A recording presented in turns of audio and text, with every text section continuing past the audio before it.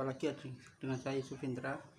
Kali ini saya akan menyampaikan mengenai itu ya, menjaga stamina dan juga agar tidak gampang untuk kambuh lagi ya. Soalnya kan kondisi sekarang kan juga masih cukup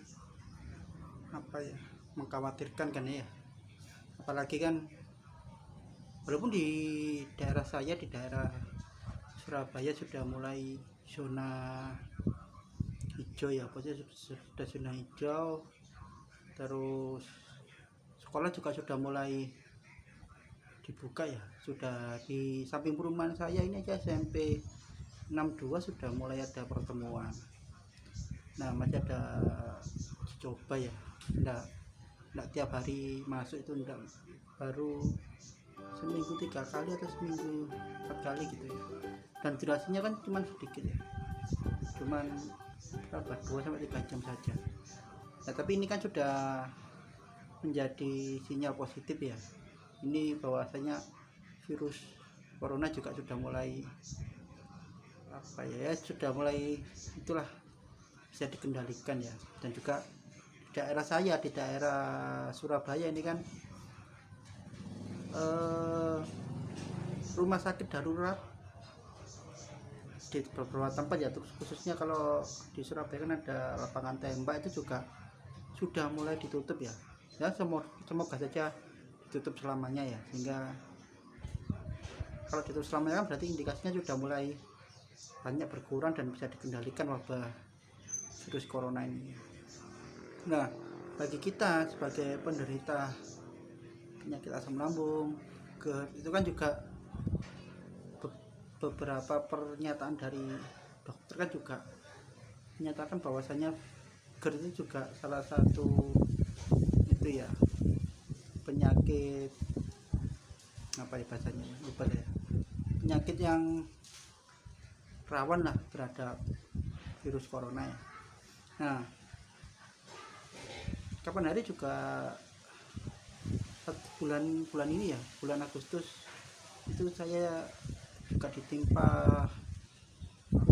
kabar juga melakukan perawatan ya terhadap 2 keluarga, salah satunya di daerah Gubeng, itu kakek saya sama anggota keluarga yang lain, dan juga Pak D dari istri saya juga di daerah Medokan itu juga sedang terkena virus corona. Nah, ternyata ketika di Gubeng itu awal bulan, kalau nggak salah awal bulan, kisaran tanggal berapa ya, 10-an kalau nggak, tanggal 7-an itu kan kakek itu sudah nggak ada ya, Nah, ini kemungkinan besar juga kena ya, soalnya kan salah satu anggota keluarga itu sudah kena, terus anggota keluarga yang lain juga sedang sakit. Nah, itu semuanya kan ya kemungkinan banyak yang terkena, apalagi ada yang tidak bisa mencium, ada yang badannya lemes, panas ya, dan lain sebagainya ya. Dan sebagai salah satu indikasi kalau ada kemungkinan terkena ya, dan langsung di swab, hasilnya juga yang swab cuma 2 orang kalau nggak salah, hasilnya kan negatif. Nah, cuman kemungkinan sih terkena wabah tersebut ya. Dan kakinya juga umurnya sudah tua ya, sudah kisaran 84-an ke atas ya, dan juga punya penyakit komorbid ya, bahasanya komorbid ya, penyakit penyerta ya, itu kan sangat rawan sekali, apalagi dia penyakit paru-paru, jantung, terus paru-paru, jantung kalau nggak salah, itu saja sih. Nah, yang bagian satunya itu penyakit diabetes ya, yang di daerah Medokan itu. Nah, ini kan sebagai sebagai salah satu bentuk itu ya, ancaman yang luar biasa ya. Pada waktu 2 bulan yang lalu kan benar-benar mengkhawatirkan, benar-benar mencekam ya. Nah, itu ya, jadi benar-benar mencekam ya 2 bulan yang lalu. di mana-mana kabarnya banyak yang meninggal. Terus di perumahan saya itu 3 hari sekali ada yang meninggal ya. Padahal perumahan itu cuma isinya enggak sampai, perumahan itu isinya tuh loh enggak sampai 100 rumah. Enggak sampai 100 rumah. Nah, ini kan juga lumayan ya. 100 rumah itu pun belum tentu dihuni sama orang. Banyak yang kosong juga. Sehingga ya sedikit lah orangnya. Tapi yang meninggal 5 kan enggak terasa banyak itu. Ya, bisa 20% ya dari lumayan ya, lumayan itu.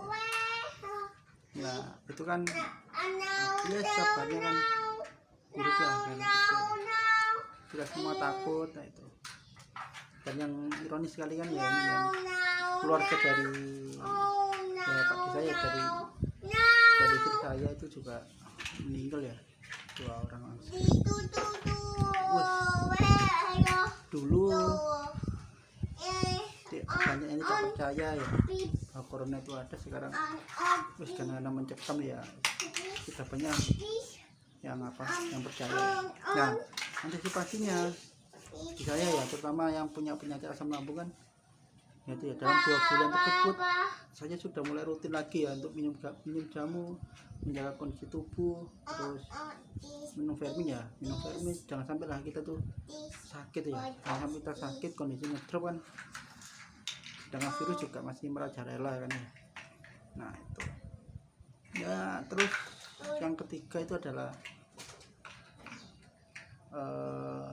itu ya, berburu vaksin ya. Jadi kalau teman-teman kalau belum ada yang vaksin ya, segeralah vaksin ya.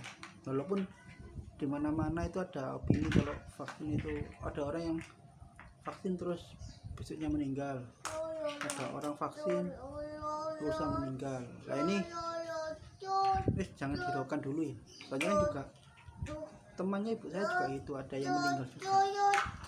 Tapi dilihat dulu dia meninggal juga karena apa penyebabnya. Penyebabnya ternyata dia sudah positif, terus dia tahu kalau dia sakit sedang kena corona. Dia beranggapan vaksin itu bisa menyembuhkan, dikasih obat gitu. Nah kan ya keliru gitu. Dia mestilah tambah parah ya. Kalau sudah kena divaksin dimasukkan virus, bukan dikasih obat, itu kan dikasih virus. Nah, ini tambah parah jadinya penyakitnya. Nah kebanyakan gitu ya, jadi ada vaksin terus virusnya sudah ada, belum corona ada, ditambahi virus baru, virus corona vaksin ya lumayan ya. Nah itu semuanya kebanyakan meninggal kalau sakit terus divaksin itu ya mayoritas meninggal ya. Nah, itu ya. Sehingga jangan, kalau mau benar-benar apa ya jadi dianggap lah kalau sakit ya ke dokter dulu, berobat dulu ya, jangan divaksin ya. Nah bagi teman-teman yang sedang sehat ya, segera berburu vaksin ya. Soalnya kan ya itu apa ya, sebagai sarana kita untuk merekam ya, virusnya kan sudah diperlemah sehingga kita bisa, antibodi kita bisa melawannya ya. Harapannya kan seperti itu ya, harapannya seperti itu, sehingga kalau kita terkena bisa ringan lah, efeknya bisa ringan sehingga kita bisa jauh dari kronis ya, dan kematian itu ya. Nah